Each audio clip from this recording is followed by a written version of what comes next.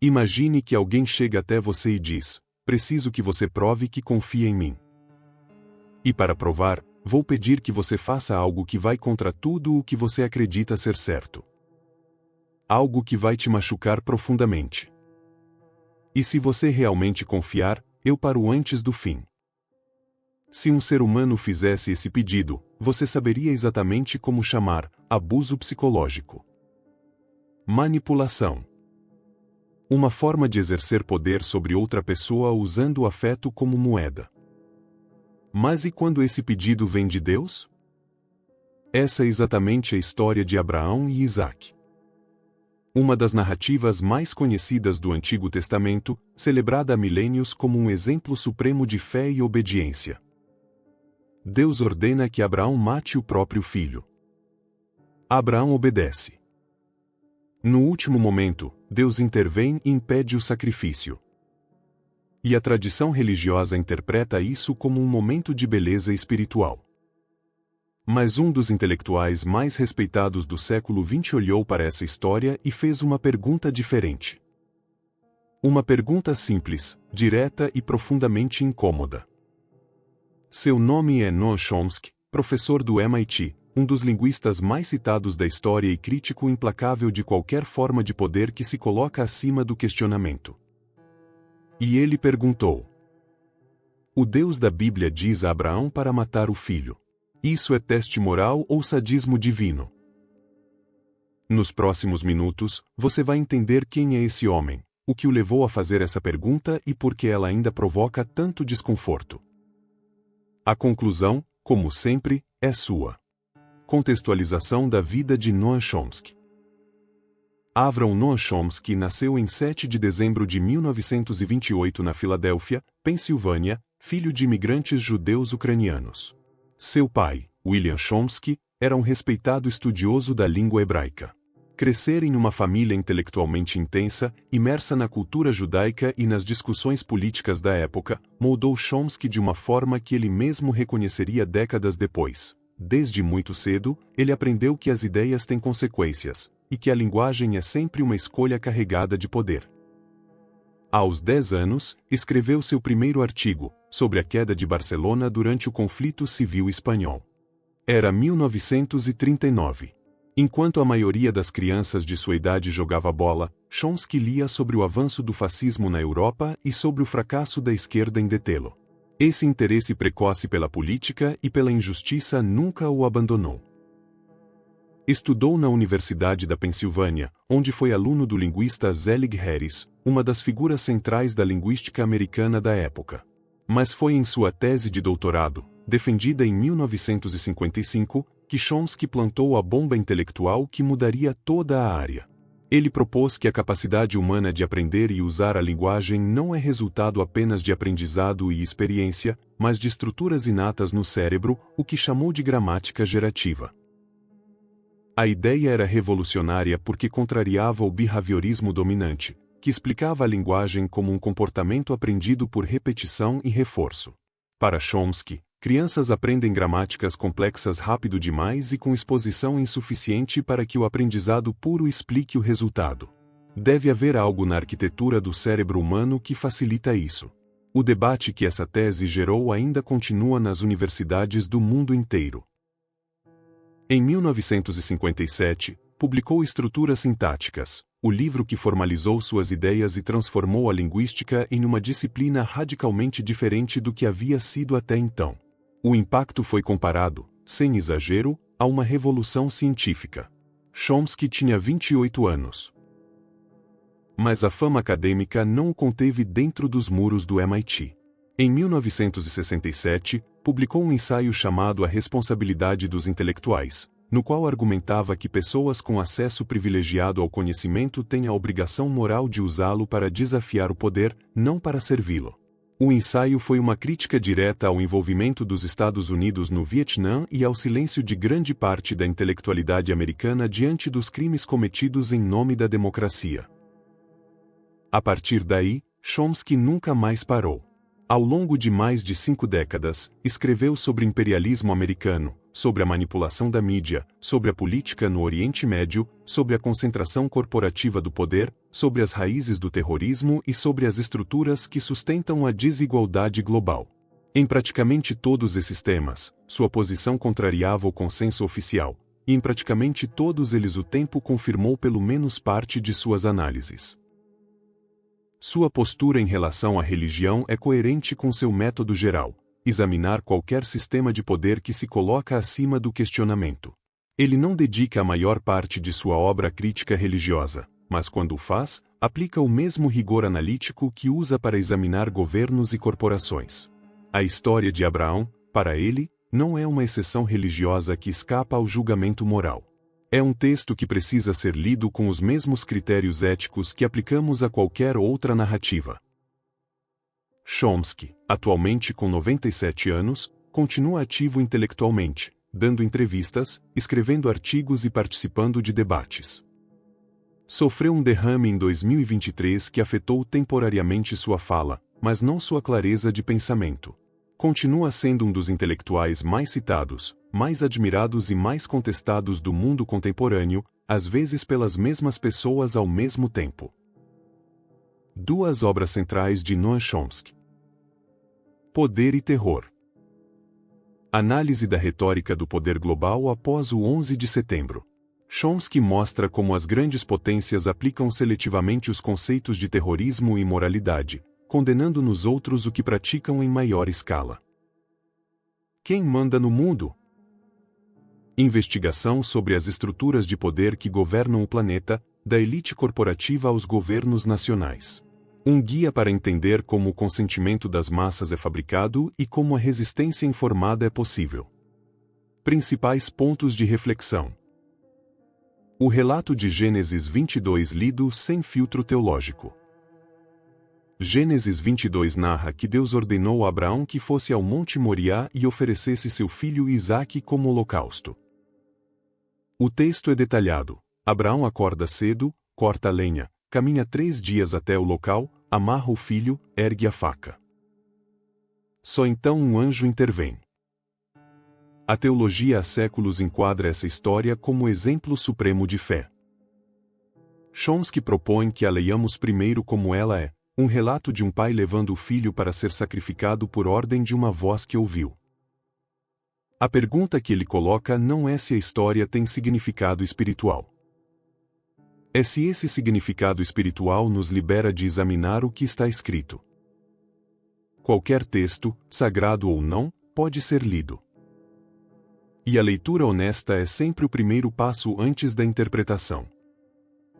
A obediência silenciosa como problema ético. Um dos elementos mais perturbadores da narrativa, para Chomsky, é o que Abraão não faz. Ele não argumenta, não questiona, não implora pela vida do filho. Aceita a ordem em silêncio e a executa. A tradição religiosa celebra esse silêncio como fé perfeita. Chomsky, como analista do poder e da linguagem, lê o mesmo silêncio de outra forma, como a abdicação completa da consciência moral individual diante de uma autoridade que não admite contestação. Há um contraste revelador no próprio texto bíblico. Em Gênesis 18, Abraão argumenta longamente com Deus para salvar os inocentes de Sodoma, negociando de 50 justos até 10. O mesmo homem que barganha pela vida de estranhos não diz uma única palavra em defesa do próprio filho. Esse contraste não passa despercebido em uma leitura atenta. O trauma de Isaque e o silêncio da tradição. A narrativa de Gênesis 22 termina com Abraão descendo o monte. O texto não menciona que Isaque desce com ele. Essa lacuna chamou a atenção de intérpretes ao longo dos séculos. Mas além do debate textual, há uma questão humana que Chomsky considera impossível de ignorar. O que aconteceu com Isaque depois de ter sido amarrado pelo próprio pai e ter visto a faca erguida sobre ele? Estudos sobre trauma psicológico mostram que experiências de ameaça à vida por parte de figuras de apego primário produzem consequências devastadoras e duradouras.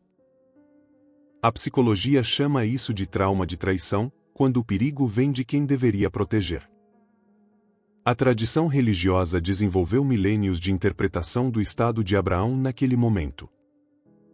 O estado de Isaque raramente é perguntado. A contradição com o mandamento do não matarás. Êxodo 20, 13 estabelece de forma clara: não matarás. Esse mandamento é apresentado como lei divina fundamental, a base da moralidade que Deus entrega ao seu povo. Mas em Gênesis 22, o mesmo Deus ordena exatamente o que o mandamento proíbe. A teologia tem respostas para essa tensão. Deus é soberano sobre suas próprias leis, o mandamento não se aplica ao seu autor, a ordem era uma exceção com propósito revelador. Chomsky não aceita essas respostas como encerramento da discussão. Se qualquer lei pode ser suspensa por quem a emitiu sem aviso e sem critério claro, ela não é uma lei no sentido moral do termo. É uma preferência temporária de quem tem poder suficiente para ser obedecido. A diferença entre lei e capricho do poderoso é exatamente o que a ética tenta definir. A base do medo na relação entre Deus e Abraão. O versículo de Gênesis 22, 12 é revelador na sua precisão. O anjo diz a Abraão que agora sei que temes a Deus. Não que o amas. Não que confia nele. Que o teme. Para Chomsky, esse é o vocabulário do poder autoritário, não do amor. Um pai que testa o amor do filho exigindo que ele se machuque não está demonstrando amor. Está demonstrando que o medo é o fundamento real da relação. Essa distinção entre amor e medo como bases da obediência tem implicações práticas profundas. Pesquisas em psicologia do desenvolvimento mostram que crianças criadas sob autoridade baseada em medo desenvolvem padrões diferentes de tomada de decisão moral em relação às criadas sob autoridade baseada em confiança. A pergunta que Chomsky colocaria: que tipo de caráter moral uma religião baseada no temor a Deus tende a produzir? O episódio como modelo para a violência religiosa. Chomsky dedica grande parte de sua obra ao estudo de como narrativas são usadas para justificar violência. A história de Abraão é, nessa leitura, um modelo estrutural. Uma autoridade suprema ordena um ato de violência, a obediência é celebrada como virtude e a vítima potencial não tem voz. Ao longo da história, líderes religiosos invocaram variações desse modelo para justificar sacrifícios, cruzadas santas, inquisições e perseguições. O filósofo Søren Kierkegaard, no século XIX, chamou a decisão de Abraão de suspensão teleológica do ético, ou seja, a suspensão da ética normal por um propósito divino superior. Kierkegaard via isso como grandeza. Chomsky vê como perigo. Qualquer sistema que autoriza a suspensão da ética por decreto superior cria as condições para qualquer atrocidade. A linguagem teológica que transforma horror em beleza. Como linguista, Chomsky tem atenção particular para o modo como palavras moldam percepções.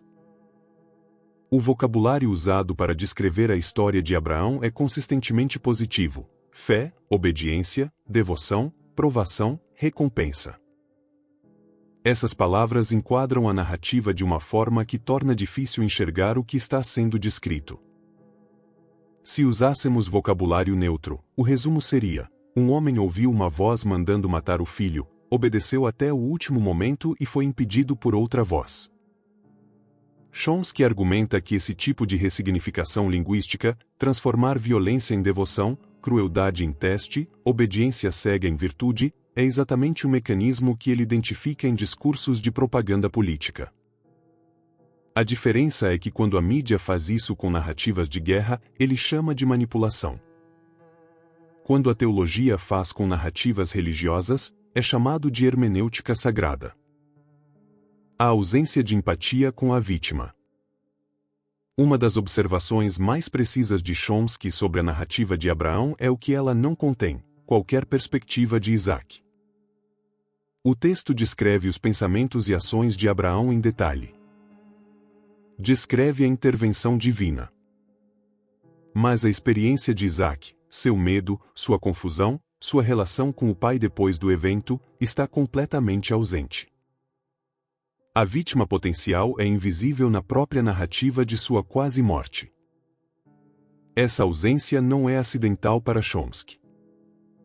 Ela reflete uma estrutura moral em que a relação entre o crente e Deus ocupa o centro, e a experiência dos outros seres humanos afetados por essa relação é tratada como secundária. Ele argumenta que uma ética genuína começa exatamente pelo ponto cego dessa narrativa, pela perspectiva de quem não tem voz.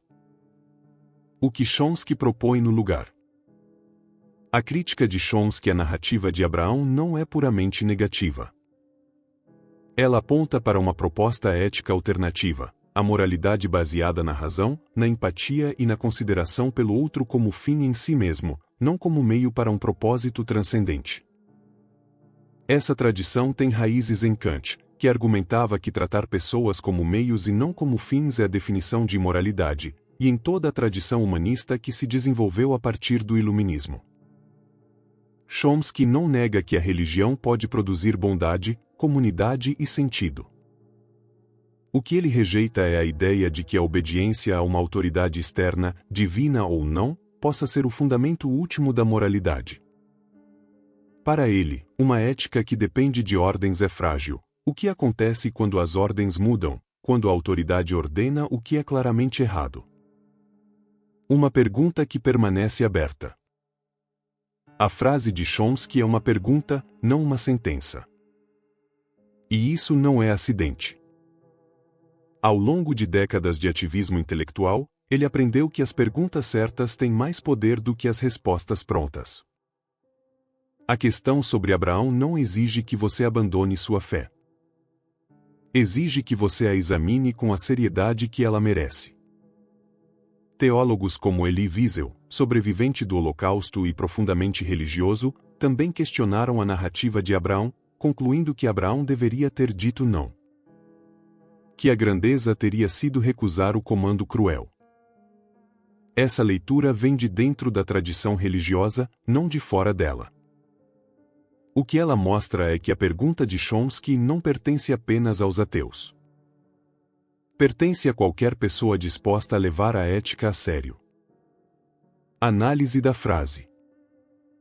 O Deus da Bíblia diz a Abraão para matar o filho. Isso é teste moral ou sadismo divino? Chomsky formulou essa frase como uma pergunta porque sabe que perguntas bem feitas são mais poderosas do que afirmações. Uma afirmação pode ser contestada.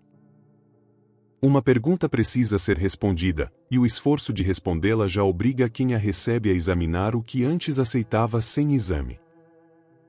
A estrutura da frase é precisa. Primeiro, o fato. O Deus da Bíblia ordenou que Abraão matasse o filho. Sem qualificações, sem o vocabulário teológico que suaviza o relato. Só o que está escrito. Depois, alternativa. Teste moral ou sadismo divino. As duas opções colocam o leitor em um dilema real. Se é um teste moral, que tipo de moralidade se prova disposto a matar um filho inocente? Se é sadismo, o que isso diz sobre a natureza da divindade que a religião pede para adorar? Como linguista, Chomsky sabe que não há resposta que fuja ao dilema sem custo. Qualquer resposta revela algo sobre quem a dá. E essa revelação, para ele, é o ponto. A frase não quer convencer. Quer fazer pensar. E uma mente que pensa por conta própria, para Chomsky, já é uma vitória. Se esse conteúdo te fez pensar, deixe seu like e compartilhe com quem precisa ouvir essa verdade. Aqui no canal Ensinamentos Brilhantes, não questionamos apenas as promessas divinas. Questionamos sua utilidade para a vida humana. Inscreva-se para mais análises como esta e comente abaixo qual a sua opinião sobre a frase de Noam Chomsky. Até o próximo vídeo.